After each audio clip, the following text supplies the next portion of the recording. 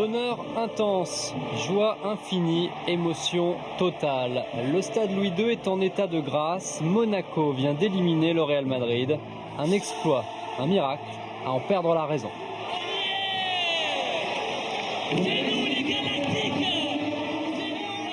ne sais pas ce qu'on a fait. On a fait un match de foot, il y avait du monde dans le stade, mais on ne sait pas ce qu'on a fait.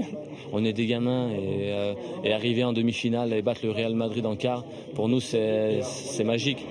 L'histoire pourtant était loin d'être écrite après la défaite 4-2 à Madrid. Mission même quasi impossible.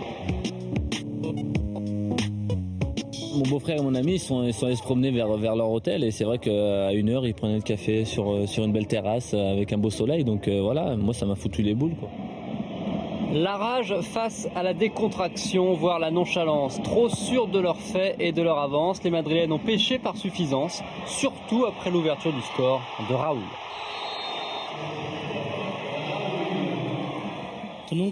Jamais on n'aurait imaginé que Monaco puisse gagner de cette manière. Et pourtant, sous l'impulsion de son capitaine Juli, l'ASM qui doit marquer 3 fois, renverse la montagne. Égalisation juste avant la mi-temps, puis prise de pouvoir au retour des vestiaires grâce à la phénoménale détente de Morientes, avant l'ultime chef-d'œuvre de Juli. Monaco mène alors 3-1, le compte est bon. Nonda et Adebayor ont même l'occasion d'enfoncer le Real, mais les poteaux décident autrement. Peu importe, Monaco est en demi-finale, Madrid au tapis.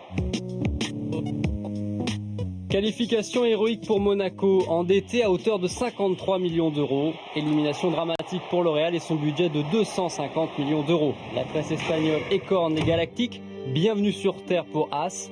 The End pour Marca. La fin, ou en tout cas la remise en cause d'un système. Même Iker Casillas, le jeune gardien madrilène, confesse l'évidence. C'est la chronique d'une mort annoncée. Le Real tout-puissant doute, la politique de son président Pérez vacille. Sa méthode, surnommée des Zidane et des Pavone, est simple. L'accumulation juteuse sur le plan marketing de stars offensives, associée pour le reste aux jeunes du centre de formation. Méthode attrayante mais à double tranchant. Illustration mardi soir aux côtés des Ronaldo, Zidane, Figo, se présentent des Borja ou Mejía. 17 matchs seulement à eux deux en championnat, 5 en Ligue des Champions. Conséquence, quand les étoiles peinent, aucun travailleur de l'ombre tel Makelele remercié cet été ne peut empêcher le naufrage. Cette élimination qui devrait sceller le sort de l'entraîneur Carlos Queiroz place le foot marketing devant ses limites et ses aberrations. Morientes, indésirable à Madrid, est prêté à Monaco, a signé 2 buts et éliminé le club qui paye encore les 2 tiers de son salaire. Je ne veux pas trop penser à mes amis madrilènes.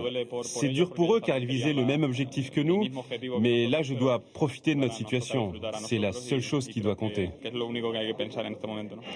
En demi-finale, Monaco affrontera Chelsea et Morientes retrouvera son ex-coéquipier madrilène Makelele, une ironie du sort qui n'aura sûrement pas échappé à Carlos Queiroz et Florentino Pérez.